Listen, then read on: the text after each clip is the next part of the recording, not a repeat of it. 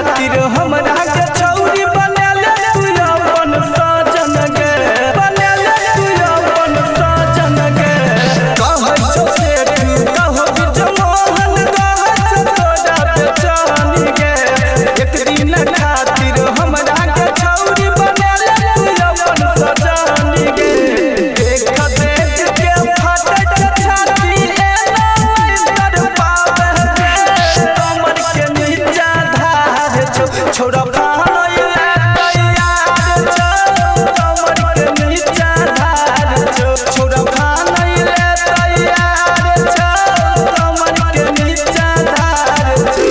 Recording studio Seth Deewana कदवारा।